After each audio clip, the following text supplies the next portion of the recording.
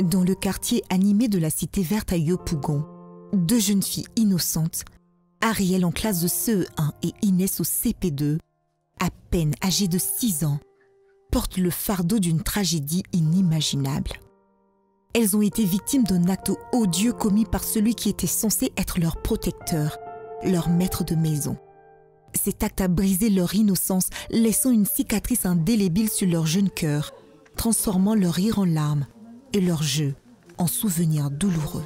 Quand on finit d'étudier, on s'en va, il allume la télé. Maintenant, quand il se couche dans le fauteuil, maintenant il prend un coussin et puis il place ça comme ça. Et puis quand on veut s'asseoir là, il prend un coussin et puis il met sa main en bas et puis il fait maintenant.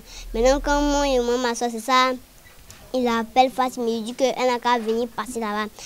C'est ça, elle sent passer là-bas, il met un coussin aussi, puis il fait ça pour elle aussi. Il me traumatise. En quoi fait ça? Il traumatise en quoi fait ça?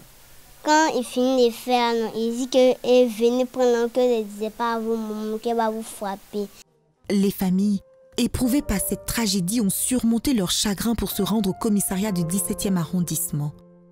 Avec une détermination touchante, elles ont déposé plainte, espérant que la justice pourrait réparer les blessures de leur enfant.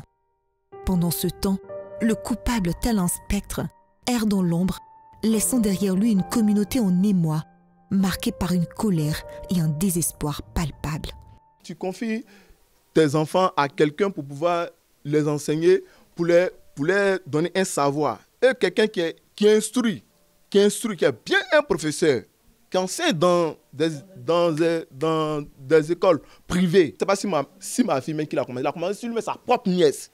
Et lui, ses parents, avec qui il dort dans la cuisson au courant de ça. Et ils ont consommé ça. Moi, je ne consomme pas ça. Je veux que la justice soit faite. Le commissariat du 17e arrondissement a donc émis un avis de recherche à l'encontre du présumé coupable, Cédric Gogoua, enseignant dans 3 écoles privées de Yopougon.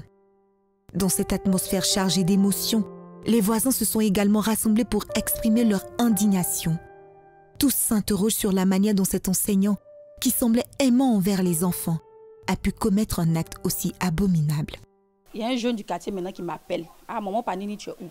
Je dis « Je suis sortie un peu. » Il dit « Ah, ton fils Gogoua là, voilà ce qu'il a fait, il déviège les enfants. » Donc quand je suis rentrée au quartier, je l'ai écrit sur WhatsApp parce qu'il a acheté un nouveau numéro où il m'a écrit sur WhatsApp. Il a reconnu. Il dit c'est parce qu'il avait bu et puis il ne sait pas c'est quel esprit qui vient en lui.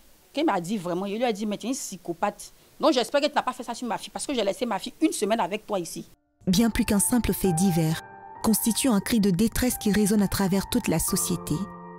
Elle nous rappelle avec une intensité déchirante que chaque enfant mérite de grandir dans un environnement sûr et aimant.